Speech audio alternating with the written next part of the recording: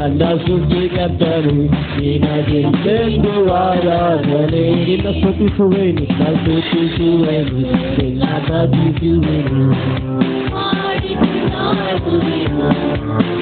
ಸೇವಕನೇ ನನ್ನ ಸೃಷ್ಟಿಕರ್ತನು ನಿನಗೆಂದೆಂದು ಆರಾಧನೆ. ನಿನ್ನ ಸ್ತುತಿಸುವೆನು, ನಿನ್ನ ಭಜಿಸುವೆನು. ಹಾಡಿಕೊಂಡಾಡುವೆನು. ಮಹಿಮೆಯು ನಿನಗೆಂದು, ಘನಮಾನ ಗೌರವವು ನಿನಗೆಂದು. ಮಹಿಮೆಯು ನಿನಗೆಂದು, ಘನಮಾನ ಗೌರವವು ನಿನಗೆಂದು. ತಂದೆಯೇ ಎಲ್ಲರೂ ಸ್ತೋತ್ರ, ನಮನ ತಂದೆಯೇ ನಮನ ತಂದೆಯೇ ಸ್ತೋತ್ರ ತಂದೆಯೇ ನಮನ. ಇವತ್ತು ನಮ್ಮ ಜೀವಿತದಲ್ಲಿ ಸಾಯುವಂಥ ವಿಷಯ ಯಾವುದು, ಜೀವಿಸುವಂಥ ವಿಷಯ ಯಾವುದು? ಇವತ್ತು ನಾನು ಆತ್ಮಿಕವಾಗಿ ಜೀವಿಸಬೇಕು, ಭೌತಿಕ, ಶಾರೀರಿಕ, ಲೌಕಿಕ ವಿಷಯಗಳಿಗೆ ಸತ್ತವನಾಗಿರಬೇಕು. ಆದರೆ ಇವತ್ತು ದುರಾದೃಷ್ಟವಾಗಿ ಏನಾಗ್ತಾ ಇದೆ ಅಂದರೆ, ನಮ್ಮ ಜೀವಿತದಲ್ಲಿ ಸಾಯುವಂಥ ವಿಷಯದಲ್ಲಿ ಸಾಯದೇ ಇದ್ದದರಿಂದ ಜೀವಿಸುವಂಥ ವಿಷಯಗಳಿಗೆ ಜೀವಿಸಲಿಕ್ಕಾಗದಂಥ ಪರಿಸ್ಥಿತಿ ನಮ್ಮ ಜೀವಿತದಲ್ಲಿ, ನಮ್ಮ ಕುಟುಂಬದಲ್ಲಿ, ನಮ್ಮ ಸಭೆಗಳಲ್ಲಿ ಕಾಣಲಿಕ್ಕೆ ಸಾಧ್ಯ ಉಂಟು ಪ್ರಿಯರೇ. ಅದಾಗಬಾರ್ದು. ನಾವು ಸಾಯೋ ವಿಷಯಗಳಿಗೆ ಸಾಯದೆ ಜೀವಿಸುವ ವಿಷಯಗಳಿಗೆ ಜೀವಿಸಲಿಕ್ಕೆ ಸಾಧ್ಯ ಇಲ್ಲ. ಲೂಕನ್ ಬರೆದ ಸುವಾರ್ತೆ 9ನೇ ಅಧ್ಯಾಯ 24ನೇ ವಚನ. ನನ್ನ ನಿಮಿತ್ತವಾಗಿ ತನ್ನ ಪ್ರಾಣವನ್ನು ಕಳ್ಕೊಂಡವನು ಅದನ್ನು ಉಳಿಸಿಕೊಳ್ತಾನೆ. ಹಲ್ಲೆಲೂಯಾ. ಇವತ್ತು ಕ್ರಿಸ್ತನ ಬಳಿಗೆ ಬರುವಾಗ ನಾವು ಒಟ್ರಾಸಿ ನಮ್ಮ ಜೀವಿತದೊಂದಿಗೆ ಕ್ರಿಸ್ತನ ಬಳಿಗೆ ಬರ್ತೇವೆ ಅಂತ ಹೇಳಿದರೆ ಸಾಧ್ಯ ಇಲ್ಲ. ಅದು ಒಂದು ಗೋಧಿ ಅದು ಬಿದ್ದು ಸಾಯದಿದ್ದರೆ ಹೇಗೆ ಫಲ ಕೊಡುವುದಿಲ್ಲವೋ, ಕ್ರಿಸ್ತನ ಬಳಿಗೆ ಬರುವಂಥ ಪ್ರತಿಯೊಬ್ಬರೂ ಸಹ ಅವರ ವಂಶ ಪಾರಂಪರ್ಯವಾಗಿ ಬಂದಂಥ ಪ್ರತಿಯೊಂದು ವ್ಯವಸ್ಥೆಗಳಲ್ಲಿಯೂ, ಲೋಕದ ವಿಚಾರಗಳಲ್ಲಿಯೂ ಅವನ ಜೀವಿತದಲ್ಲಿ ಅದರಲ್ಲಿ ಸತ್ತವನಾಗಿ ಇದ್ದರೆ ಮಾತ್ರವೇ ಅವನ ಜೀವಿತದಲ್ಲಿ ಒಂದು ಹೊಸಬನಾಗಿ ಕ್ರಿಸ್ತನಲ್ಲಿ ಬಾಳಲಿಕ್ಕೆ ಸಾಧ್ಯ ಇದೆ. ಹಲ್ಲೆಲೂಯಾ. ಅದನ್ನು ಉಳಿಸ್ಕೊಳ್ಬೇಕೆಂಬುದಾಗಿದ್ದರೆ ಅವನು ಕ್ರಿಸ್ತನಿಗೆ ಜೀವವಾಗಿರಲಿಕ್ಕೆ ಸಾಧ್ಯ ಇಲ್ಲ. ನಮ್ಮ ಶಾರೀರಿಕ ವ್ಯವಸ್ಥೆ, ಮಾನಸಿಕ ವ್ಯವಸ್ಥೆ, ಲೌಕಿಕ ವ್ಯವಸ್ಥೆನೂ ಬೇಕು, ಆತ್ಮಿಕ ವ್ಯವಸ್ಥೆನೂ ಬೇಕಂತ ಹೇಳಿದರೆ ಲೋಕದಲ್ಲಿ ನಡೀಬಹುದು. ಇವತ್ತಿನ ಟೆಕ್ನಾಲಜಿಯಲ್ಲಿ ದೇವರ ದೃಷ್ಟಿಯಲ್ಲಿ ಅದು ನಡೆಯುವುದಿಲ್ಲ. ದೇವರ ದೃಷ್ಟಿಯಲ್ಲಿ ನಡಿಬೇಕಾದ್ರೆ ಒಂದರಲ್ಲಿ ನೀನು ಸಾಯಲೇಬೇಕು, ಒಂದರಲ್ಲಿ ನೀನು ಡೆಡ್ ಆಗಲೇಬೇಕು, ಒಂದರಲ್ಲಿ ನೀನು ಇಲ್ಲ ಅಂತೇಳಿ ಝೀರೋ ಆಗಬೇಕು. ಆವಾಗ ಮಾತ್ರ ದೇವರು ನಿನ್ನನ್ನು ಇನ್ನೊಂದು ವಿಷಯಕ್ಕಾಗಿ ಉಪಯೋಗಿಸ್ತಾನೆ. ಇವತ್ತೆಷ್ಟೋ ಜನರು ಆತ್ಮಿಕರಂತ ಹೇಳ್ಕೊಂಡು ಎಷ್ಟೋ ವಿಷಯಗಳಿಗೆ ಸಾಯದೆ ಕೊನೆಗೆ ಒಂದು ರೀತಿ ಹೋರಾಟದ ಜೀವನದಲ್ಲಿ ಕಾಲ ಕಳೆಯುವಂಥ ಪರಿಸ್ಥಿತಿಯನ್ನು ನಾವು ನೋಡುತ್ತೇವೆ. ರೋಮ 6:4 ಓದ್ಕೊಳ್ಳೋಣ. ಹೀಗಿರಲಾಗಿ ನಾವು ದೀಕ್ಷಾ ಸ್ನಾನ ಮಾಡಿಸಿಕೊಂಡಾಗ ಹೂಣಲ್ಪಟ್ಟೆವು, ಆತನ ಮರಣದಲ್ಲಿ ಪಾಲುಗಾರರಾಗಿ ಏನಾದೆವು? ಹೂಣಲ್ಪಟ್ಟೆವು. ಎಷ್ಟು ಜನ ಹೂಣಲ್ಪಟ್ಟವರು ಇಲ್ಲಿದ್ದೀರಾ? ಹಲ್ಲೆಲೂಯಾ. ಇವತ್ತು ದೀಕ್ಷಾ ಸ್ನಾನ ಅಂತ ಹೇಳಿದರೆ, ಇವತ್ತು ದೀಕ್ಷಾ ಸ್ನಾನ ಅದರಲ್ಲಿ ಅರ್ಥ ಇದೆ. ಯೇಸು ಸ್ವಾಮಿ ಸತ್ತು ಹೂಣಲ್ಪಟ್ಟು 3 ದಿವಸ ಎದ್ದು ಬಂದು ಪುನರುತ್ಥಾನ ಶಕ್ತಿಯನ್ನು ತೋರಿಸಿದಂತೆ ದೀಕ್ಷಾ ಸ್ನಾನ ಏನು ಅರ್ಥ ತೋರಿಸ್ತದಂದ್ರೆ, ಒಬ್ಬ ವ್ಯಕ್ತಿ ನೀರಿನಲ್ಲಿ ಮುಳುಗುವುದರ ಮೂಲಕ ಅವನ ಹಳೆಯ ವ್ಯಕ್ತಿ, ಸತ್ತಂತ ವ್ಯಕ್ತಿತ್ವ, ಸಂಪ್ರದಾಯ ವ್ಯಕ್ತಿತ್ವ, ಲೌಕಿಕ ವ್ಯಕ್ತಿತ್ವ ಎಲ್ಲವೂ ಸಮಾಧಿ ಮಾಡಲ್ಪಟ್ಟು ಅವನು ನೀರಿನ ಮೇಲಕ್ಕೆ ಎದ್ದು ಬರುವಾಗ ಯೇಸು ಸ್ವಾಮಿ ಪುನರುತ್ಥಾನ ಹೊಂದಿ ಮೇಲಕ್ಕೆ ಬಂದಂತೆಯೇ ಅವನು ನೂತನ ವ್ಯಕ್ತಿಯಾಗಿ ಪುನರುತ್ಥಾನದ ಶಕ್ತಿಯನ್ನು ಹೊಂದಿಕೊಂಡು ಅವನು ಜೀವಿಸ್ತಾನೆ. ಇದು ವಾಕ್ಯದಲ್ಲಿರುವಂಥ ಸತ್ಯ. ಇವತ್ತು ಚಿಮಿಕಿಸುವ ದೀಕ್ಷಾ ಸ್ನಾನವಾಗಲಿ, ಯಾವ ಸಂಪ್ರದಾಯ ದೀಕ್ಷಾ ಸ್ನಾನವಾಗಲಿ ಬೈಬಲ್ನಲ್ಲಿ ಎಲ್ಲಿಯೂ ಇಲ್ಲ. ಆದರೂ ದುರಾದೃಷ್ಟವಾಗಿ ಇವತ್ತು ಕಾಣ್ತಾ ಇದ್ದೇವೆ ಆಚಾರ ವಿಚಾರಗಳಲ್ಲಿ. ಇದು ಒಂದು ರೀತಿ ದುರಾದೃಷ್ಟ ಪ್ರಿಯರೇ. ವಾಕ್ಯಕ್ಕೂ ಅದಕ್ಕೂ ಸಂಬಂಧನೇ ಇಲ್ಲ. ಇವತ್ತು ದೀಕ್ಷಾ ಸ್ನಾನ ಒಂದೇ ಬೈಬಲ್ನಲ್ಲಿರುವುದು, ಒಂದೇ ಕಮ್ಯೂನಿಯನ್ ಇರುವುದು. ಆದರೆ ಇವತ್ತು ಮಾನುಷಿಕ ವ್ಯವಸ್ಥೆಗಳು ಜಾಸ್ತಿಯಾಗಿ ದೇವರ ವ್ಯವಸ್ಥೆ ಇಲ್ಲ ಅನ್ನುವಂಥ ಪರಿಸ್ಥಿತಿಯಲ್ಲಿದೆ. ಅದಾಗಬಾರ್ದಿತ್ತು, ಆದರೂ ಅಂಥ ಸಂಗತಿಗಳು ನಡೀತಾ ಇದೆ. ಇವತ್ತು ನಿನ್ನ ದೀಕ್ಷಾ ಸ್ನಾನ ಮೂಲಕವಾಗಿ ಆತನೊಂದಿಗೆ ಹೂಣಲ್ಪಟ್ಟು ಬರಿಯಾಗಿದೆ. ಇನ್ನು ನಿನ್ನ ನೀರಿನ ಮೇಲಕ್ಕೆ ಬರುವಾಗ ನೂತನ ವ್ಯಕ್ತಿಯಾಗಿ ಎದ್ದು ಬರ್ತಾ ಇದೆಯಾ? ಹಲ್ಲೆಲೂಯಾ. ಹಾಗಾದ್ರೆ ಒಬ್ಬ ವ್ಯಕ್ತಿ ದೀಕ್ಷಾಸ್ನಾನ ತೆಗೆದುಕೊಳ್ಳದಿದ್ದರೆ ಅವನ ಜೀವಮಾನ ಕಾಲದಲ್ಲಿ ಅವನು ಸಾಯ್ಲಿಕ್ಕಾಗಲಿ ಹೂಣಪಡ್ಲಿಕ್ಕಾಗಲಿ ಆಗುವುದಿಲ್ಲ. ನೀನು ಎಷ್ಟೇ ಸೇವೆ ಮಾಡು, ಎಷ್ಟೇ ಭಕ್ತಿ ಮಾಡು, ಎಷ್ಟೇ ದಾನ ಧರ್ಮ ಮಾಡು, ದೇವರು ಹೇಳ್ತಾನೆ ನಾನು ನಿನ್ನನ್ನು ಅರಿಯೆನೆಂಬುದಾಗಿ. ಅಂತ ಪರಿಸ್ಥಿತಿ ಅವರ ಜೀವಿತದಲ್ಲಿ ಒದಗಿ ಬರ್ತದೆ ಅಷ್ಟೇ. ಇವತ್ತು ದೇವರು ನಮ್ಮನ್ನು ಕರೆದದ್ದು ನಾವು ದೇವರಿಗಾಗಿ ಜೀವಿಸುವುದಕ್ಕಾಗಿ, ನಮ್ಮ ಜೀವವನ್ನು ಉಳಿಸಿಕೊಳ್ಳಿಕ್ಕಾಗಿ ಅಲ್ಲ. ಇವತ್ತು ನಿಮ್ಮ ಜೀವಿತದಲ್ಲಿ ನೀವು 10 ಜನ ದೀಕ್ಷಾಸ್ನಾನ ತಗೊಂಡ್ರೆ, ಕ್ರಿಸ್ತನಿಗೆ ಒಪ್ಪಿಸಿಕೊಟ್ಟರೆ, ದೇವರ ಬಳಿಗೆ ಬಂದರೆ, ನೀವು 10 ವಿಧದಲ್ಲಿ ದೇವರು ನಿಮ್ಮನ್ನು ಒಳ್ಳೆ ರೀತಿಯಲ್ಲಿ ಒಂದು ಗಾರ್ಡನ್ ಅಲ್ಲಿ ಗಿಡದ ಹಾಗೆ ಫಲಭರಿತವಾದ ಮರವಾಗಿ ದೇವರು ನಿಮ್ಮನ್ನು ಉಪಯೋಗಿಸ್ತಾನೆ. ಆದ್ರಿಂದ ಒಬ್ಬರಲ್ಲಿರೋ ಟ್ಯಾಲೆಂಟ್ ನನಗೆ ಬೇಕು, ಇನ್ನೊಬ್ಬರಲ್ಲಿ ನನಗೆ ಬೇಕೆಂಬುದಾಗಿಲ್ಲ. ದೇವರು ತನ್ನ ಚಿತ್ತಾನುಸಾರವಾಗಿ ಅವರವರಿಗೆ ಬೇಕಾದದನ್ನು ಕೊಟ್ಟಿರ್ತಾನೆ, ಕೊಡುತ್ತಾನೆ. ಅದರಲ್ಲಿ ನಾವು ತೃಪ್ತರಾಗಿ ದೇವರ ಮಹಿಮೆಗಾಗಿ ನಾವು ಜೀವಿಸಬೇಕಾಗಿದೆ, ದೇವರ ಘನತೆಗಾಗಿ ನಾವು ಜೀವಿಸಬೇಕಾಗಿದೆ. ಹಲ್ಲೆಲೂಯಾ. ಆ ಬೀಜವು ಸಾಯದಿದ್ದರೆ ಎಂದಿಗೂ ಜೀವ ತರಲಿಕ್ಕಾಗಲ್ಲ, ಅದಕ್ಕೆ ಜೀವ ಕೊಡ್ಲಿಕ್ಕಾಗಲ್ಲ. ಹಾಗೆ ನಾವು ಲೋಕದ ರೀತಿಯಲ್ಲಿ ಸಹ ನಮ್ಮ ವಿಶ್ವಾಸ ಜೀವಿತ ತಿಳ್ಕೊಂಡವರಾಗಿರ್ಬೇಕು. 2 ಕೊರಿಂಥ್ಯ 4ನೇ ಅಧ್ಯಾಯ 11 ಮತ್ತು 12ನೇ ವಚನ ಓದ್ಕೊಳ್ಳೋಣ. ಯೇಸುವಿನ ಜೀವವು ನಮ್ಮ ಮತ್ತೆ ಶರೀರದಲ್ಲಿ ಉಂಟೆಂದು ತೋರಿ ಬರುವುದಕ್ಕಾಗಿ ಬದುಕಿರುವ ನಾವು ಯೇಸುವಿನ ನಿಮಿತ್ತ ಯಾವಾಗಲೂ ಮರಣಕ್ಕೆ ಒಪ್ಪಿಸಲ್ಪಡುತ್ತಾ ಇದ್ದೇವೆ. ಹೀಗೆ ನಮ್ಮಲ್ಲಿ ಮರಣವು ಪ್ರವರ್ತಿಸುತ್ತದೆ. ಆಮೇನ್, ಹಲ್ಲೆಲೂಯಾ. ಯಾವಾಗ ನಾನು ದೇವರಿಗೆ ಒಪ್ಪಿಸಿಕೊಟ್ಟೆನೋ ಈ ಮರಣ ನಮ್ಮಲ್ಲಿ ಪ್ರವರ್ತಿಸ್ತದೆ. ನಾನು ಮರಣಕ್ಕೆ ಒಪ್ಪಿಸಿಕೊಟ್ಟದ್ರಿಂದ ಬೀಜ ಬಿತ್ತಲ್ಪಟ್ಟಿದೆ ತಾನೆ. ಈಗ ನನ್ನ ಜೀವಿತ ಮರಣಕ್ಕೆ ಒಪ್ಪಿಸಲ್ಪಟ್ಟದ್ರಿಂದ ಈಗ ಜೀವಿಸ್ತಾ ಇರೋದು ನಾನಲ್ಲ. ಈಗ ಆ ಮರ್ತ್ಯ ಶರೀರದಲ್ಲಿ ಯಾರು ಜೀವಿಸ್ತಾ ಇದ್ದಾರೆ ಹೇಳ್ರಿ? ಯೇಸು ಸ್ವಾಮಿ ಜೀವಿಸ್ತಾ ಇದ್ದಾನೆ. ಹಲ್ಲೆಲೂಯಾ. ಈಗ ನಾನು ಒಪ್ಪಿಸಿಕೊಟ್ಟದ್ರಿಂದ, ನನ್ನ ಸಂಪ್ರದಾಯ ಶಾರೀರಿಕ ವ್ಯವಸ್ಥೆಗಳಿಗೆಲ್ಲ ನಾನು ಒಪ್ಪಿಸಿಕೊಟ್ಟದ್ರಿಂದ ಈ ಮರ್ತ್ಯ ಶರೀರದಲ್ಲಿ ದೇವರು ನನ್ನ ಜೀವಿತದಲ್ಲಿ ಒಡೆಯನಾಗಿ, ಹಲ್ಲೆಲೂಯಾ. ಪೌಲನು ಹೇಳ್ತಾನೆ, ಇನ್ನು ಜೀವಿಸುವುದು ನಾನಲ್ಲ, ಕ್ರಿಸ್ತನು ಜೀವಿಸ. ಗಲಾತ್ಯ 2:20 ಓದೋಣ. ಕ್ರಿಸ್ತನೊಂದಿಗೆ ಶಿಲುಬೆಗೆ ಹಾಕಲ್ಪಟ್ಟಿದ್ದೇನೆ, ಇನ್ನು ಜೀವಿಸುವುದು ನಾನಲ್ಲ, ಕ್ರಿಸ್ತನು ನನ್ನಲ್ಲಿ ಜೀವಿಸ. ಆಮೇನ್. ಬೀಜ ಬಿತ್ತಲ್ಪಟ್ಟವರು ಹೇಳ್ರಿ, ಕ್ರಿಸ್ತನು ನನ್ನಲ್ಲಿ ಜೀವಿಸ್ತಾ ಇದ್ದಾನೆ. ಆಮೇನ್, ಹಲ್ಲೆಲೂಯಾ. ಕ್ರಿಸ್ತನು ನನ್ನಲ್ಲಿ ಜೀವಿಸ್ತಾ ಇದ್ದಾನೆ. ಕ್ರಿಸ್ತನಿಗಾಗಿ ನಾವು ಜೀವಿಸುವುದಕ್ಕಾಗಿ ದೇವರು ನಮ್ಮನ್ನು ಕರೆದಿದ್ದಾರೆ. ಲೋಕಕ್ಕಲ್ಲ, ಲೋಕದ ಶಕ್ತಿಗಳಿಗಲ್ಲ, ಲೋಕದ ಆಚಾರ ವಿಚಾರಗಳಿಗಲ್ಲ. ದೇವರು ನಮ್ಮನ್ನು ಕರೆದಿರುವುದು ಕ್ರಿಸ್ತನಿಗಾಗಿ ಜೀವಿಸುವುದಕ್ಕಾಗಿ. Hallelujah, hallelujah. ಕೊಲೋಸ್ಯ 3ನೇ ಅಧ್ಯಾಯ 3 ಮತ್ತು 4ನೇ ವಚನ ಓದ್ಕೊಳ್ಳೋಣ. ಯಾಕಂದರೆ ನೀವು ಸತ್ತಿರಲ್ಲ, ನಿಮ್ಮ ಜೀವ ಏನಾಗಿದೆ? ಕ್ರಿಸ್ತನೊಂದಿಗೆ ದೇವರಲ್ಲಿ ಮರೆಯಾಗಿ ಇಡಲ್ಪಟ್ಟಿದೆ. ಆಮೇನ್. ನಮಗೆ ಜೀವವಾಗಿರುವ ಕ್ರಿಸ್ತನು ಪ್ರತ್ಯಕ್ಷನಾಗುವಾಗ ನೀವು ಸಹ ಆತನ ಜೊತೆಯಲ್ಲಿ ಪ್ರಭಾವದಿಂದ ಕೂಡಿದವರಾಗಿ ಪ್ರತ್ಯಕ್ಷ. ಎಷ್ಟನಿಗೆ ನಂಬಿಕೆ ಇದೆ ಅವರೊಂದು ಹಲ್ಲೆಲೂಯಾ ಹೇಳ್ರಿ? ಹಲ್ಲೆಲೂಯಾ. ಇವತ್ತು ಸಾಯದೆ ಇರುವವರಿಗೆ ಈ ನಿರೀಕ್ಷೆ ಇಲ್ಲ. ಸಾಯದೆ ಯೇಸು ಸ್ವಾಮಿ ಪುನರುತ್ಥಾನ ಹೊಂದಲಿಲ್ಲ, ಆತನು ಸತ್ತದ್ರಿಂದಲೇ ಪುನರುತ್ಥಾನ ಹೊಂದಿದ್ದು. ಹಾಗೆ ಇವತ್ತು ನಿಮ್ಮ ಜೀವಿತದಲ್ಲಿಯೂ ಯೇಸುವಿನ ಪುನರುತ್ಥಾನ ಶಕ್ತಿ ನಿಮ್ಮಲ್ಲಿ ಕಾರ್ಯ ಆಗಬೇಕಾದರೆ ನೀವು ಲೋಕದ ಜಡ ವ್ಯವಸ್ಥೆಗಳಿಗೆ, ಲೌಕಿಕತೆಗೆ, ಪಾಪದ ಜೀವಿತಕ್ಕೆ, ಲೌಕಿಕ ವಿಚಾರಗಳಿಗೆ ನೀವು ಸತ್ತವರಾಗಿದ್ರೆ ಮಾತ್ರವೇ ಆತನು ನಿಮ್ಮೊಳಗೆ ಬಂದು ಜೀವವುಳ್ಳವನಾಗಿರ್ತಾನೆ. ಆವಾಗ ನೀವು ಪೌಲನೊಂದಿಗೆ ಹೇಳಬಹುದು, ಇನ್ನು ಜೀವಿಸುವುದು ನಾನಲ್ಲ, ಕ್ರಿಸ್ತನು ನನ್ನಲ್ಲಿ ಜೀವಿಸ್ತಾ ಇದ್ದಾನೆ. ಹಲ್ಲೆಲೂಯಾ. ಸಾಯುವುದಂದ್ರೆ ನನಗೆ ಲಾಭ, ಬದುಕುವುದೆಂದ್ರೆ ನನಗೆ ಕ್ರಿಸ್ತನೇ ಎಂಬುದಾಗಿ ಹೇಳುವಂತ ಅನುಭವ. ಹಲ್ಲೆಲೂಯಾ. ಯಾಕಂದ್ರೆ ಜೀವನ ಮರಣದ ಒಡೆಯನು ಯಾರಾಗಿದ್ದಾನೆ? ಪ್ರಕಟಣೆ 1ನೇ ಅಧ್ಯಾಯ 18ನೇ ವಚನ. ಸತ್ತವನಾಗಿದ್ದೇನೋ ಯುಗಾಂತರಗಳಲ್ಲಿಯೂ ಬದುಕವನಾಗಿದ್ದೇನೆ. ಮುಂದೆ ಮರಣದ ಮತ್ತು ಪಾತಾಳದ ಬೀಗದ ಕೈಗಳು ನನ್ನಲ್ಲಿ ಅವೆ. ಆಮೇನ್, ಆಮೇನ್, ಹಲ್ಲೆಲೂಯಾ. ಮರಣದ ಪಾತಾಳದ ಬೀಗದ ಕೈ ನನ್ನಲ್ಲಿದೆ. ನಾನು ಸತ್ತವನಾಗಿದೆ, ಈಗ ನಾನು ಯುಗಾಂತರಗಳಲ್ಲಿ ಜೀವಿಸುವನಾಗಿದ್ದೇನೆ. ಒಂದು ಸಾರಿ ನೀವು ಸತ್ತರೆ ನಿಮ್ಮ ಜೀವಿತದಲ್ಲಿ, ಹಲ್ಲೆಲೂಯಾ, ಪರಲೋಕದ ನಿರೀಕ್ಷೆ. ಶಾರೀರಿಕ ಸಾಯೋದಲ್ಲ, ನಮ್ಮ ಲೌಕಿಕ ವಿಚಾರಗಳಲ್ಲಿ ನಾವು ಸಾಯ್ಬೇಕು. ಯಾವಾಗ ನಾನು ಹೇಳುದು, 2 ಸಾರಿ ಸತ್ತರೆ, ನಮ್ಮ 2 ಸಾರಿ ಹುಟ್ಟಿದ್ರೆ ಒಂದೇ ಸಾರಿ ಸಾಯೋದು, ಒಂದೇ ಸಾರಿ ಹುಟ್ಟಿದ್ರೆ ಎಷ್ಟು ಸರ್ತಿ ಸಾಯ್ಬೇಕು? 2 ಸಾರಿ ಸಾಯ್ಬೇಕು. ಆ 2 ಸಾರಿ 2ನೇ ಮರಣ ನಮ್ಮ ಜೀವಿತದಲ್ಲಿ ಕಾರ್ಯ ಮಾಡೋದಕ್ಕಿಂತ ಮುಂಚೆ ನಾವು ಯೇಸುವಿಗೆ ನಮ್ಮ ಜೀವಿತವನ್ನ ಒಪ್ಪಿಸಿಕೊಟ್ಟವರಾಗಿರ್ಬೇಕು. Hallelujah, hallelujah. ಹಾಗಾದ್ರೆ ಇವತ್ತು ನಾನು ಸತ್ತವನಾಗಿರುವಂತ ನಾನು ನೆಕ್ಸ್ಟ್ ಏನ್ ಮಾಡಬೇಕು?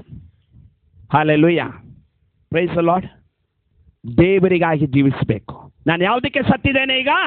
ಲೋಕಕ್ಕೆ, ಪಾಪಕ್ಕೆ, ಕೆಟ್ಟ ಭಾಷೆಗೆ, ಕೆಟ್ಟ ನಡತೆಗೆ, ಕೆಟ್ಟ ಲೋಕಕ್ಕೆ ನಾನು ಸತ್ತವನಾಗಿರ್ಬೇಕು. ಸತ್ತ ಮೇಲೆ ಅಲ್ಲೇ ಉಳ್ಕೊಳ್ಬಾರ್ದು. ಒಂದಕ್ಕೆ ಸತ್ತರೆ ಇನ್ನೊಂದಕ್ಕೆ ಜೀವಿಸಬೇಕು. ಹಲ್ಲೆಲೂಯಾ. ಸತ್ತವರಾಗೆ ಇರ್ಲಿಕ್ಕಲ್ಲ, ನೀನು ಸತ್ತರೆ ಇನ್ನೊಂದಕ್ಕೆ ನೀನು ಜೀವಿಸಬೇಕು. ಅದಕ್ಕಾಗಿ ಗೋಧಿ ಕಾಳು ಬಿದ್ದ ಮೇಲೆ ಸತ್ತ ಮೇಲೆ ಅಲ್ಲೇ ಸತ್ತೋಗ್ಲಿಕ್ಕಲ್ಲ, ಅದು ಸತ್ತ ಮೇಲೆ ಇನ್ನೊಂದು ಗಿಡವನ್ನು ಅದು ಬೆಳೆಸಬೇಕು, ಇನ್ನೊಂದು ತೋಟವನ್ನು ಅದು ಬೆಳೆಸಬೇಕು, ಫಲಭರಿತವಾದ ಒಂದು ಭವಿಷ್ಯವನ್ನು ಕಾಣಬೇಕು. ಅದಕ್ಕಾಗಿ ಸಾಯೋದು. ಸುಮ್ಮನೆ ಸತ್ತಲ್ಲಿ ಸಮಾಧಿ ಆಗ್ಲಿಕ್ಕಲ್ಲ. ಇವತ್ತು ನಮ್ಮ ಜೀವಿತದಲ್ಲಿ ನಮ್ಮ ಭಾಷೆ, ನಮ್ಮ ಕೆಟ್ಟ ಭಾಷೆ, ಕೆಟ್ಟ ವರ್ತನೆಗಳು, ಲೌಕಿಕ ವಿಚಾರಗಳು, ಶಾರೀರಿಕ ಭಾವದ ಕರ್ಮಗಳು ಇವತ್ತು ನಮ್ಮ ಜೀವಿತದಲ್ಲಿ ಸಾಯಿಸುವುದು. ಯಾಕಂದ್ರೆ ನಾವು ನೀತಿಗೆ ಜೀವಿಸಲಿಕ್ಕೆ, ಪರಿಶುದ್ಧತೆ ಜೀವಿಸುವುದಕ್ಕೆ, ದೇವರಿಗಾಗಿ ಜೀವಿಸುವುದಕ್ಕೆ, ದೇವರ ಮಹಿಮೆಯನ್ನು ಕಾಣುವುದಕ್ಕಾಗಿ ನಾವು ಲೋಕದ ವಿಷಯದಲ್ಲಿ ಸಾಯಬೇಕಾಗಿದೆ. ಹಲ್ಲೆಲೂಯಾ. ಇವತ್ತು ನಾನು ಸತ್ತಿದ್ದೇನಂತ ಹೇಳಿದ್ರೆ ಪ್ರಿಯರೇ, ನಿಮ್ಮಲ್ಲಿ ಪವಿತ್ರಾತ್ಮನ ಫಲಗಳು ಕಾಣಲೇಬೇಕು. ಇವತ್ತು ನೀವು ಸತ್ತಿದ್ದೇನಂತ ಹೇಳಿ ಪವಿತ್ರಾತ್ಮನ ಫಲ ಕಾಣಲಿಲ್ಲ ಅಂದ್ರೆ ಏನೋ ಸಮಸ್ಯೆ ಆಗಿದೆ ಅಲ್ಲಿ. ಇವತ್ತೊಂದು ಬೀಜ ಬಿತ್ತಿದ್ರೆ ಅದು ಸತ್ರೆ ಅದೊಂದು ಹೊಸ ಜೀವನ ಹೇಗೆ ಕೊಡ್ತದೋ ಹಾಗೆ ನೀವು ಲೋಕದ ಲೌಕಿಕ ವಿಚಾರಗಳಿಗೆ ಸತ್ತವರಾಗಿದ್ರೆ ದೇವರಿಗಾಗಿ ಜೀವಿಸುವಂತ ಒಂದು ವ್ಯವಸ್ಥೆ ನಿಮ್ಮ ಜೀವಿತದಲ್ಲಿ ಕಾಣಬೇಕು. ರೋಮಪುರದವರಿಗೆ ಬರೆದ ಪತ್ರಿಕೆ 6ನೇ ಅಧ್ಯಾಯ 11ನೇ ವಚನ ಓದ್ಕೊಳ್ಳೋಣ. ಪಾಪದ ಪಾಲಿಗೆ ಸತ್ತವರು ಏನಾಗಿರ್ಬೇಕು? ದೇವರಿಗಾಗಿ ಜೀವಿಸಬೇಕು. ಹಾಗಾದ್ರೆ ನಾನು ಸತ್ತ ಅಲ್ಲಿಗೆ ಸಮಾಧಿ ಆಗ್ಲಿಕ್ಕಲ್ಲ. ನನ್ನ ಕೆಟ್ಟ ಸ್ವಭಾವಗಳು, ಲೌಕಿಕ ವಿಷಯಗಳು, ನೀವು ಎಲ್ಲವನ್ನು ಶಿಲುಬೆ ಹಾಕಲ್ಪಟ್ಟು ನಾ ಸತ್ತೋಗಿದ್ದೇನೆ ಅಂತೇಳಿ ಅಲ್ಲಿಗೆ ಮುಕ್ತಾಯ ಆಗ್ಲಿಕ್ಕಲ್ಲ. ಪ್ರಿಯ ದೇವರ ಮಕ್ಕಳೇ, ನೀವು ಲೋಕದ ವಿಷಯಗಳಲ್ಲಿ ನೀವು ಅವುಗಳಿಗೆ ಬೆನ್ನು ಹಾಕಿದ್ರೆ, ಅವುಗಳನ್ನು ಬಿಟ್ಟು ಬಿಟ್ಟಿದ್ರೆ ಅಲ್ಲಿಗೆ ಮುಕ್ತಾಯ ಆಗುವುದಿಲ್ಲ. ದೇವರು ನಿಮ್ಮನ್ನೊಂದು ಉತ್ತಮ ಪಾತ್ರೆಯನ್ನಾಗಿ, ಒಂದು ದೇವರಿಗೆ ಪ್ರಯೋಜನವುಳ್ಳ ಪಾತ್ರೆಯನ್ನಾಗಿ ಉಪಯೋಗಿಸಲಿಕ್ಕಾಗಿ ಆತನು ಕಾಯ್ತಾ ಇರ್ತಾನೆ. ಅದರ ವಿಷಯದಲ್ಲಿ ನಮಗೆ ಎಷ್ಟು ಗಮನ ಇದೆ, ಎಷ್ಟು ಆಸಕ್ತಿ ಇದೆ ಎಂಬುದಾಗಿ ನಮ್ಮನ್ನು ಪರೀಕ್ಷಿಸಿಕೊಳ್ಬೇಕಾಗಿದೆ. ಹಲ್ಲೆಲೂಯಾ. ಪಾಪದ ಪಾಲಿಗೆ ಸತ್ತು ಕ್ರಿಸ್ತನಿಗಾಗಿ ಜೀವಿಸಬೇಕಾಗಿದೆ. Hallelujah, hallelujah. ಓಕೆ, ಯೇಸು ಸ್ವಾಮಿ ಯಾರಿಗೆ ಜೀವಿಸುವನಾಗಿದ್ದಾನೆ? ಎಲ್ಲ ಜನರಿಗೂ ಆತನು ಜೀವಿಸುವನಾಗಿದ್ದಾನೆ, ಸತ್ತವರಿಗಲ್ಲ. ನಮ್ಮ ಯೇಸು ಸ್ವಾಮಿ ಯಾರಿಗೆ ಜೀವಿಸುವನಾಗಿದ್ದಾನೆ? ಎಲ್ಲರಿಗಾಗಿ. ಇವತ್ತು ಯಾರು ಯೇಸುವನ್ನು ಅಂಗೀಕರಿಸಿದ್ರು, ಯಾರು ಯೇಸುವಿಗೆ ತಮ್ಮ ಹೃದಯವನ್ನು ಒಪ್ಪಿಸಿಕೊಂಡು ಪಾಪಗಳನ್ನು ಅರಿಕೆ ಮಾಡಿದ್ರು, ಎಲ್ಲರಿಗೂ ಆತನು ಜೀವಿಸುವನಾಗಿದ್ದಾನೆ. Amen, hallelujah. ಅದಕ್ಕಾಗಿ ಆತನು ಪುನರುತ್ಥಾನ ಹೊಂದಿದ್ದಾನೆ. ಇವತ್ತು ಪುನರುತ್ಥಾನ ಶಾರೀರಿಕ ಜೀವನ ಯೇಸು ಸ್ವಾಮಿ 33 ವರ್ಷ ಕಾಲ ಆತನಿದ್ದನು. ಆದರೆ ಪುನರುತ್ಥಾನ ಹೊಂದಿದಂತ ಯೇಸು ವರ್ಷ ಲಿಮಿಟ್ ಇಲ್ಲ. ಹಲ್ಲೆಲೂಯಾ. ವರ್ಷ ಲಿಮಿಟ್ ಇಲ್ಲ. ಈಗ 2000 ವರ್ಷಗಳು ಆಯ್ತು, ಆತನ ತಿರುಗಿ ಮೊದಲಿಂಗನಾಗಿ ಬರ್ತಾನೆ, ಆತನ ಈ ಲೋಕವನ್ನು ಆಳ್ತಾನೆ, ಪುನಃ ನಾವು ದೇವರ ಬಳಿಯಲ್ಲಿ ಹೋಗ್ತೇವೆ. ವರ್ಷಗಳು ಲಿಮಿಟ್ ಇಲ್ಲ. ಆಮೇನ್. ಇವತ್ತು ನಿಮ್ಮ ಶಾರೀರಿಕ ವ್ಯವಸ್ಥೆಗಳಿಗೆ ಇಷ್ಟಿಷ್ಟೇ ವರ್ಷ ಇರ್ಬೋದು ನೀವು ರಕ್ಷಣೆ ಹೊಂದಿದ ದಿವಸಗಳು. ಆದರೆ ನೀವು ರಕ್ಷಣೆ ಹೊಂದಿದ ಮೇಲೆ, ನೀವು ವಿಶ್ವಾಸಿಗೆ ಬಂದ ಮೇಲೆ, ನೀವು ಸತ್ತು ಹೂಣಲ್ಪಟ್ಟ ಮೇಲೆ, ನೀರಿನ ಮೇಲಕ್ಕೆ ಬರುವಾಗ, ಕ್ರಿಸ್ತನೊಂದಿಗೆ ನೀವು ಎಬ್ಬಿಸಲ್ಪಡುವಾಗ, ಕ್ರಿಸ್ತನು ನಿಮ್ಮಲ್ಲಿ ಆಳ್ವಿಕೆ ಮಾಡುವಾಗ ವರ್ಷಗಳು ಲಿಮಿಟ್ ಇಲ್ಲ. ನೀವು ಈಗಾಂತರವರೆಗೂ ಕರ್ತನ ಬಳಿಯಲ್ಲಿರುವಂತೆ ದೇವರು ನಿಮ್ಮನ್ನು ನಡೆಸ್ತಾನೆ. ಆಮೇಲೆ ನಿಮ್ಮ ಆತ್ಮಿಕ ಜೀವಿತ ಇಲ್ಲಿ ಎಂಡಾಗಲ್ಲ. ಒಂದು ದಿವಸ ಮರಣ ಬಂದು ಮುಕ್ತಾಯ ಆಗ್ತದೆ, ಆದರೆ ದೇವರು ಗೋರಿಯ ನಂತರವೂ ನಮಗೆ ಕಂಟಿನ್ಯೂಷನ್ ಇಟ್ಟಿದ್ದಾನೆ. ಈ ಆತ್ಮಿಕ ವ್ಯವಸ್ಥೆ ಕಂಟಿನ್ಯೂ ಆಗ್ತದೆ. ಹಲ್ಲೆಲೂಯಾ. ಆದ್ರಿಂದ ಈ ಆತ್ಮಿಕ ಪುನರುತ್ಥಾನ ನಮ್ಮ ಜೀವಿತದಲ್ಲಿ ಒಂದು ಶಾರೀರಿಕ ಪುನರುತ್ಥಾನಕ್ಕೂ ನಮ್ಮನ್ನು ನಡೆಸ್ತದೆ. ಸದಾಕಾಲ ದೇವರೊಂದಿಗೆ ವಾಸ ಮಾಡುವಂತೆ ನಮ್ಮನ್ನು ನಿತ್ಯತ್ವಕ್ಕೆ ನಡೆಸುವಂಥದ್ದಾಗಿದೆ. ರೋಮ 14:8. ನಾವು ಬದುಕಿದರೆ ಕರ್ತನಿಗಾಗಿ ಬದುಕ್ತೇವೆ, ಸತ್ತರು ಕರ್ತನಿಗಾಗಿ ಸಾಯ್ತೇವೆ. ಆಮೇನ್, ಹಲ್ಲೆಲೂಯಾ. ಈಗ ಬೀಜ ಮೊಳಕೆ ಬಂದಿದೆ, ಎಷ್ಟು ಜನರಿಗೆ ಈ ನಂಬಿಕೆ ಇದೆ? ಬದುಕಿದರು ಸತ್ತರು ನನ್ನ ಕರ್ತನಿಗಾಗಿ. ಹಲ್ಲೆಲೂಯಾ. ಇವತ್ತು ನಮ್ಮ ಜೀವಿತದಲ್ಲಿ ನಾವು ಜೀವನ ಇರುವವರೆಗೆ ಮಾತ್ರ ಅಂತೆ. ಕೆಲವರು ಹೇಳಿ ಬದುಕುವುದು ಲೋಕಕ್ಕಾಗಿ, ಸಾಯುವಾಗ ಕ್ರಿಸ್ತನ್ ಅಂತ ಹೇಳಬಾರ್ದು. ನಾನು ಬದುಕಿದರು ಸತ್ತರು ನನ್ನ ಯೇಸು ಸ್ವಾಮಿಗಾಗಿ. ಆಮೇನ್. ನನ್ನ ಜೀವಮಾನವೆಲ್ಲ ಹೇಳ್ತೇನೆ, ನನ್ನ ಉಸಿರಿರುವ ದಿನವೆಲ್ಲ ನಾ ಮಾಡುವೆ ನಿನಗೆ ಆರಾಧನೆ. ಆಮೇನ್, ಹಲ್ಲೆಲೂಯಾ. ಆರಾಧನೆ ಆರಾಧನೆ ಯೇಸುವಿಗೆ. Amen, hallelujah. ನನ್ನ ಉಸಿರಿರುವ ದಿನಗಳೆಲ್ಲವೂ ನನ್ನ ಯೇಸುವಿಗೆ ನಾನು ಆರಾಧನೆ ಮಾಡ್ತೇನೆ, ಕರ್ತನ ನಾಮವನ್ನು ಘನಪಡಿಸ್ತೇನೆ. ಹಲ್ಲೆಲೂಯಾ. ಬದುಕಿದರು ಸತ್ತರು ನನ್ನ ಯೇಸು ಸ್ವಾಮಿಗಾಗಿ. ಹಲ್ಲೆಲೂಯಾ. ಲಾಭ ಬಂದರು ನಷ್ಟ ಬಂದರು ಯೇಸು ಸ್ವಾಮಿಗಾಗಿ, ಒಳ್ಳೇದಾದ್ರೂ ಆಗದಿದ್ದರೂ ಯೇಸು ಸ್ವಾಮಿಗಾಗಿ. ಎಷ್ಟು ಜನ ನಂಬಿಕೆಯನ್ನು ಇಟ್ಕೊಂಡಿದ್ದೀರಾ? ಅಂಥವ್ರು ಖಂಡಿತ ನೀವು ಎಡವದೆ ಸ್ಥಿರವಾಗಿ ನಿಮ್ಮ ವಿಶ್ವಾಸ ಜೀವಿತ ಸಾಕ್ತಾ ಹೋಗ್ತೀರಾ. ಒಳ್ಳೆದಕ್ಕಾಗಿ ಮಾತ್ರ ಕರ್ತನು, ಆಶೀರ್ವಾದ ಮಾಡ್ಲಿಕ್ಕಾಗಿ ಮಾತ್ರ ಕರ್ತನು, ಅದ್ಭುತ ಮಾಡ್ಲಿಕ್ಕಾಗಿ ಮಾತ್ರ ಕರ್ತನು, ನನ್ನ ಜೀವಿತದಲ್ಲಿ ಏನೋ ಕಾರ್ಯಗಳು ಆಗ್ಲಿಕ್ಕಾಗಿ ಮಾತ್ರ ಕರ್ತನು. ಇಲ್ಲದಿರುವಾಗ ನನ್ನ ಕರ್ತನು ಇಲ್ಲ, ಆತನು ಬಿಟ್ಟಿದ್ದಾನೆ, ನನ್ನನ್ನು ಬಿಟ್ಟು ದೂರ ಹೋಗಿದ್ದಾನೆ, ನಾನು ಯೇಸುವನ್ನು ನಂಬಿ ಏನು ಪ್ರಯೋಜನ? ಇಂಥ ರೀತಿ ಇಲ್ಲ. ಬದುಕಿದರು ಸತ್ತರು ನೀನು ಯೇಸುವಿಗಾಗಿ. ಯಾಕಂದ್ರೆ ಆ ಗೋಧಿಯ ಕಾಳು ಬಿದ್ದು ಸತ್ತು ಹೋಗಿದೆ. ಹಲ್ಲೆಲೂಯಾ. ಈಗ ಅದರಲ್ಲಿರುವಂಥದ್ದು ಕ್ರಿಸ್ತನ ಜೀವ. ಆಮೆನ್. ಕ್ರಿಸ್ತನು ನಿಮ್ಮಲ್ಲಿ ಜೀವಿಸ್ತಾ ಇದ್ದಾನೆ. ನಿಮ್ಮಲ್ಲಿ ಯಾರಾದ್ರೂ ನೀವಾಗಿ ಜೀವಿಸ್ತಿದ್ದೀರಾ? ಅಲ್ಲ, ಕ್ರಿಸ್ತನು ಜೀವಿಸ್ತಾ ಇದ್ದಾನ. ನಿಮ್ಮ ಸಂಪ್ರದಾಯ, ನಿಮ್ಮ ಹಿಂದಿನಿಂದ ಬಂದ ತಲೆಮಾರುಗಳು, ನಿಮ್ಮ ಲೌಕಿಕ ವ್ಯವಸ್ಥೆಗಳು ನಿಮ್ಮಲ್ಲಿ ಜೀವಿಸುವುದಲ್ಲ, ಕ್ರಿಸ್ತನು ನಿಮ್ಮಲ್ಲಿ ಜೀವಿಸ್ತಾ ಇದ್ದಾನೆ. ಹಲ್ಲೆಲೂಯಾ. Praise the lord. 2 ಕೊರಿಂಥಿ 5:15 ಜೀವಿಸುವವರು ಇನ್ನು ಮೇಲೆ ತಮಗಾಗಿ ಜೀವಿಸದೆ ತಮಗೋಸ್ಕರ ಸತ್ತು ಎದ್ದು ಬಂದಾತನಿಗಾಗಿ ಜೀವಿಸಬೇಕಂತಲೇ ಆತನು ಎಲ್ಲರಿಗೋಸ್ಕರ ಸತ್ತನು. ಈಗ ಅರ್ಥ ಆಯ್ತಾ? ಹಲ್ಲೆಲೂಯಾ. ಯಾಕಾಗಿ ಸ್ವಾಮಿ ಸತ್ತನು? ನಮಗೋಸ್ಕರ ಆತನು ಸತ್ತಿದ್ದಾನೆ. ನಾನು ಬದುಕ್ತಾ ಇರೋದು ಯಾತಕ್ಕಾಗಿ? ಉಣ್ಣು ತಿನ್ನು ಮಜಾ ಮಾಡ್ಲಿಕ್ಕಲ್ಲ. ನಾನು ಬದುಕ್ತಾ ಇರೋದು ದೇವರ ಮಹಿಮೆಗಾಗಿ, ದೇವರ ಘನತೆಗಾಗಿ. ನನ್ನ ಮನೆಯಿಂದ, ನನ್ನ ಕುಟುಂಬದಿಂದ, ನನ್ನ ಜೀವಿತದಿಂದ, ನನ್ನ ವ್ಯಕ್ತಿತ್ವದಿಂದ ನನ್ನ ಯೇಸುವಿಗೆ ಘನತೆ ಉಂಟಾಗಬೇಕು. ಎಷ್ಟು ನಂಬ್ತೀರಾ? ಹೌದು ಕರ್ತನೇ, ನನ್ನ ಜೀವಿತವನ್ನು ನಿನ್ನ ಮಹಿಮೆಗಾಗಿ ಉಪಯೋಗಿಸು, ನನ್ನ ಕುಟುಂಬವನ್ನು ನಿನ್ನ ಮಹಿಮೆಗಾಗಿ ಉಪಯೋಗಿಸು, ನನ್ನಲ್ಲಿರುವ ಸರ್ವವು ಸಮಸ್ತವು ನಿನಗಾಗಿ, ನಿನ್ನ ಘನತೆಗಾಗಿ ಎಂಬುದಾಗಿ ಹೇಳಲಿಕ್ಕೆ ಸಾಧ್ಯ ಇದೆಯಾ ಪ್ರಿಯರೇ? Hallelujah, hallelujah. ಇವತ್ತು ಕರ್ತನ ನಮ್ಮನ್ನು ಕರೆದಿರೋದು ಕರ್ತನಿಗಾಗಿ ಜೀವಿಸುವುದಕ್ಕಾಗಿ. ಸಾಯದಿದ್ದರೆ ಬದುಕುವುದಿಲ್ಲ, ಸಾಯದಿದ್ದರೆ ಇನ್ನೊಂದು ಜೀವ ಇಲ್ಲ. ನಾವು ಸತ್ತವರಾಗಿದ್ದರೆ ನಮ್ಮ ಸ್ವಭಾವಗಳು, ಇವತ್ತೆಷ್ಟೋ ಮನೆಗಳಲ್ಲಿ ಸ್ವಭಾವ ಬದಲಾಗಲಿಲ್ಲ, ಸಿಟ್ಟು ಬದಲಾಗಲಿಲ್ಲ, ದ್ವೇಷ ಬದಲಾಗಲಿಲ್ಲ. ಹೇಗೆ ಸತ್ತಿದ್ದೀರಂತ ಪ್ರೂವ್ ಮಾಡ್ತೀರಾ? ಇವತ್ತು ಸಾಯದ ಜೀವ ಹೇಗೆ ಬೀಜ ಬರುವುದಿಲ್ಲವೋ ಹಾಗೆ ನಾವು ಸಂಪೂರ್ಣವಾಗಿ ಸಾಯದಿದ್ದರೆ ಕ್ರಿಸ್ತನ ಜೀವ ನಮ್ಮಲ್ಲಿ ಹೊರಗೆ ಬರುವುದಕ್ಕೆ ಸಾಧ್ಯ ಇಲ್ಲ. ಆಮೆನ್. ಬದುಕುವುದೆಂದರೆ ಕ್ರಿಸ್ತನೇ ಸಾಯುವುದು ಲಾಭ. ಇನ್ನು ಜೀವಿಸುವುದು ನಾನಲ್ಲ, ಕ್ರಿಸ್ತನ ನನ್ನಲ್ಲಿ ಜೀವಿಸ್ತಾ ಇದ್ದಾನೆ. ಹಾಗಾದರೆ ನನ್ನ ಸೆಲ್ಫ್ ಲೈಫ್, ನನ್ನ ಸ್ವಂತ ಜೀವನ ಯಾವಾಗಲೂ ಸತ್ತು ಹೋಗಿದೆ. ಇವತ್ತು ನಾನು ಜೀವಿಸ್ತಾ ಇರೋದು ನನಗಾಗಿ ಅಲ್ಲ, ನನ್ನ ಕುಟುಂಬಕ್ಕಾಗಿ ಅಲ್ಲ, ಜನರಿಗಾಗಿ ಅಲ್ಲ. ನಾನು ಜೀವಿಸ್ತಾ ಇರೋದು ಯೇಸು ಸ್ವಾಮಿಗಾಗಿ. ಹಲ್ಲೆಲೂಯಾ. ಬೀಜ ಬಿದ್ದು ಸಾಯದಿದ್ದರೆ ಅದು ಇನ್ನೊಂದು ಲೈಫನ್ನು ಕೊಡ್ಲಿಕ್ಕಾಗಲ್ಲ. ಎಷ್ಟು ಜನರಿಗೆ ನಂಬಿಕೆ ಇದೆ? ಹೌದು, ನನ್ನ ಹಳೆ ಜೀವಿತ ನನ್ನಲ್ಲಿಲ್ಲ, ಅದು ಸತ್ತು ಹೋಗಿದೆ. ನಮ್ಮ ವಂಶ ಪಾರಂಪರ್ಯವಾಗಿ ಬಂದ ಜೀವಿತ ನನ್ನಲ್ಲಿಲ್ಲ, ಅದು ಸತ್ತು ಹೋಗಿದೆ. ವಂಶ ಪಾರಂಪರ್ಯವಾಗಿ ಬಂದ ಸ್ವಭಾವ ನನ್ನಲ್ಲಿಲ್ಲ, ಅದು ಸತ್ತು ಹೋಗಿದೆ. ಎಷ್ಟು ಜನರಿಗೆ ಹೇಳಲಿಕ್ಕಾಗ್ತದೆ? ಸಾಯದಿದ್ದರೆ ದೇವರು ಉಪಯೋಗಿಸಲ್ಲ, ಸಾಯದಿದ್ದರೆ ದೇವರು ನಮ್ಮನ್ನು ಉಪಯೋಗಿಸಲ್ಲ. ನಾವು ಸತ್ತರೆ ಮಾತ್ರವೇ ದೇವರು ನಮ್ಮನ್ನು ಉಪಯೋಗಿಸಲಿಕ್ಕೆ ಸಾಧ್ಯ. ಪ್ರಿಯರೇ, ಇವತ್ತು ದೇವರು ನಮ್ಮನ್ನು ಕರೆದಿರೋದು ಲೋಕದ ವ್ಯವಸ್ಥೆಗಾಗಿ ಜೀವಿಸಲಿಕ್ಕಲ್ಲ, ಆತ್ಮಿಕವಾಗಿ ಜೀವಿಸಲಿಕ್ಕೆ. ಗಲಾತ್ಯ 2:19 ಓದ್ಕೊಳ್ಳೋಣ. ನಾನೆಂತೋ ದೇವರಿಗಾಗಿ ಜೀವಿಸುವುದಕ್ಕೋಸ್ಕರ ಧರ್ಮ ಪ್ರಮಾಣದ ಮೂಲಕವಾಗಿ ಧರ್ಮ ಪ್ರಮಾಣದ ಪಾಲಿಗೆ ಸತ್ತೆನೋ. ಯಾರಿಗೋಸ್ಕರ ಜೀವಿಸಲಿಕ್ಕೆ?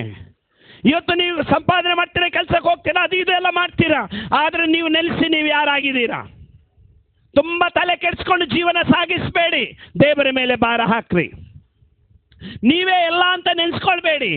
ನೀವು ಸತ್ತಿದ್ದೀರಾ ಅನ್ನೋದನ್ನು ನೆನಪಿಟ್ಕೊಳ್ಳಿ. ನಿಮ್ಮಲ್ಲಿ ಜೀವಿಸ್ತಾ ಇರೋದು ಕ್ರಿಸ್ತನ ಅನ್ನೋದನ್ನು ನೆನಪಿಟ್ಕೊಳ್ಳಿ. ನಮ್ಮ ಬುದ್ಧಿ ಶಕ್ತಿ ಜ್ಞಾನದಿಂದ ನಾವೇನು ಹೆಚ್ಚು ಮುಂದೆ ಹೋಗ್ಲಿಕ್ಕಾಗಲ್ಲ. ದೇವರ ಕೃಪೆ ಮಾತ್ರ ನಮ್ಮನ್ನು ಆವರಿಸಿಕೊಂಡು ನಡೆಸಲಿಕ್ಕೆ ಸಾಧ್ಯ ಇದೆ.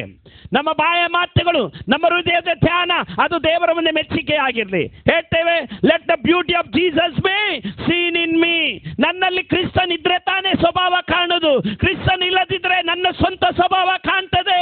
ನನ್ನ ಸಿಟ್ಟು, ಗರ್ವ, ದ್ವೇಷ, ಹೊಟ್ಟೆಕಿಚ್ಚು, ಮತ್ಸರ ನನ್ನಲ್ಲಿ ಕಾಣ್ತದೆ. ಎಷ್ಟು ರಾಗ ಮಾಡಿದ್ರೇನು, ಎಷ್ಟು ಪ್ರಾರ್ಥನೆ ಮಾಡಿದ್ರೇನು, ಎಷ್ಟು ಬೈಬಲ್ ಓದಿದ್ರೇನು, ನನ್ನ ಸ್ವಭಾವವೇ ಕಾಣುದು. ಕ್ರಿಸ್ತನ ಸ್ವಭಾವ ನನ್ನಲ್ಲಿ ಕಾಣಲ್ಲ. ಇವತ್ತು ನಮ್ಮ ಜೀವಿತ ಏನಾಗಿದೆ? ಹಾಲೆಲೂಯ. ಯೇಸು ಸ್ವಾಮಿ ಲೋಕಕ್ಕೆ ಬೆಳಕಾಗಿ ಬಂದ. ಆ ಬೆಳಕನ್ನು ನಾವಾಗಿರ್ಬೇಕಂತ ದೇವರು ಹೇಳಿದ್ದಾನೆ. ಸೂರ್ಯನಿಂದ ಚಂದ್ರ ಬೆಳಕು ತಗೊಂಡು ಭೂಮಿಗೆ ಹೇಗೆ ಕೊಡ್ತದೋ ಹಾಗೆ ದೇವರೊಂದಿಗೆ ನಮಗೆ ಅನ್ಯೋನ್ಯತೆ ಇದ್ದರೆ ಮಾತ್ರವೇ ನಾವು ಲೋಕಕ್ಕೆ ಬೆಳಕಾಗಿರ್ಲಿಕ್ಕೆ ಸಾಧ್ಯ. ಇವತ್ತು ನಮ್ಮ ಬೆಳಕು ನಮ್ಮ ಲೈಟ್ ಅಲ್ಲ, ಟ್ಯೂಬ್ ಲೈಟ್ ಅಲ್ಲ, ಲೋಕದಲ್ಲಿರುವಂಥ ಬೆಳಕಲ್ಲ. ನಮ್ಮ ನಡೆ, ನುಡಿ, ಕ್ರಿಯೆಗಳು, ಕ್ರಿಸ್ತನ ಸದ್ಗುಣಗಳು, ಸದ್ವಾಕ್ಯ, ಆತ್ಮಿಕವಾದ ವಿಷಯಗಳೇ ಲೋಕಕ್ಕೆ ಬೆಳಕಾಗಿರ್ಲಿಕ್ಕಾಗಿ ದೇವ ನಮ್ಮನ್ನು ಆರಿಸಿಕೊಂಡಿದ್ದಾನೆ. ಹಾಲೆಲೂಯ. ಒಂದು ಸಮಯ ಕತ್ತಲೆಯಲ್ಲಿದ್ದೆವೋ, ಇವತ್ತು ದೇವ ನಮ್ಮನ್ನು ಬೆಳಕಿಗೆ ನಡೆಸಿದ್ದಾನೆ. ಸತ್ತವರು ಸತ್ತು ಹೋಗ್ಲಿಕ್ಕಲ್ಲ ಈ ಮರಣ.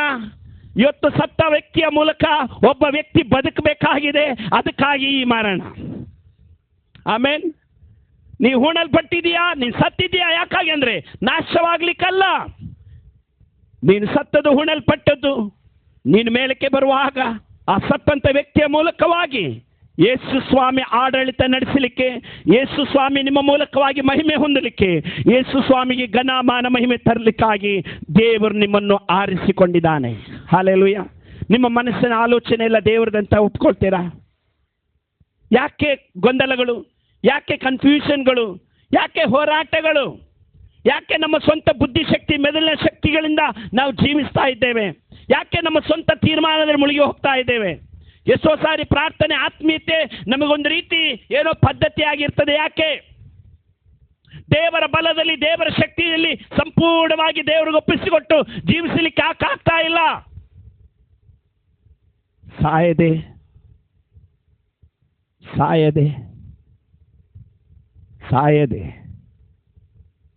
ಸತ್ತಿದ್ದೇನಂತ ಹೇಳುವರಿಂದ ತುಂಬ ಅನಾಹುತಗಳು ನಡೀತವೆ. ಅರ್ಥ ಆಯ್ತಾ? ಹಾಲೆಲೂಯ. ಸಾಯದೆ ಸತ್ತಿದ್ದೇನೆ ಅಂತ ಹೇಳುವವರಿಂದ ತುಂಬ ಕಷ್ಟಗಳಾಗ್ತದೆ. Price the lord. ಸತ್ತ ವ್ಯಕ್ತಿ ಒಬ್ಬ ಸಾಯಲಿಲ್ಲ, ಸತ್ತ ಹಾಗೆ ನಾಟಕ ಮಾಡಿದ್ದಾನೆ. ಆವಾಗ ನೀವೇನು ಮಾಡ್ತೀರಾ? ಮನೆಯಲ್ಲಿ ನಿಮಗೆ ಬೇಕಾಗಿದ್ದೆಲ್ಲ ಏನೋ ವ್ಯಾಲ್ಯೂಬಲ್ ಅದು ಇದೆಲ್ಲ ಇರ್ತದೆ. ಅವನು ಸತ್ತೋಗಿದ್ದಾನೆ ಅಂತೇಳಿ ನೀವು ಏನು ಮಾಡ್ತೀರಾ?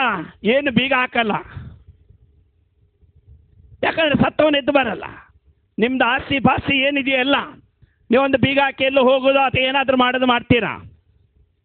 ಆದರೆ ಇವನು ಸಾಯಲಿಲ್ಲ, ಕಳ್ಳ, ನಾಟಕ ಮಾಡ್ತಾ ಇದ್ದಾನೆ. ನೀವು ಎಲ್ಲೋ ಹೋಗಿ ಬರೋದು ಮರ್ತೋಯ್ತು, ಇವನಿಗೆ ಹಸಿವೆ ಆಗ್ತಾ ಉಂಟು. ಏನು ಮಾಡ್ತಾನೆ? ಮೆಲ್ಲ ಕಣ್ಣು ತೆರೆದು ಏನಾದರೂ ತಿನ್ಲಿಕ್ಕುಂಟ ಅಂತ ನೋಡಿ ಓಡಿ ಬಂದು ತಿಂದು ಪುನಃ ಅವನು ಮಲಗ್ತಾನೆ. ಯಾಕಂದ್ರೆ ಸತ್ತ ಹಾಗೆ ನಾಟಕ ಮಾಡಿದ. ಅಲ್ಲೆಲ್ಲಯ್ಯ, ಈ ಕರಡಿ ಎಲ್ಲ ಅಟ್ಯಾಕ್ ಮಾಡುವಾಗ ಸತ್ತಾಗಿ ನಾಟಕ ಮಾಡಿದರೆ ಬಿಡ್ತದಂತಲ್ಲ.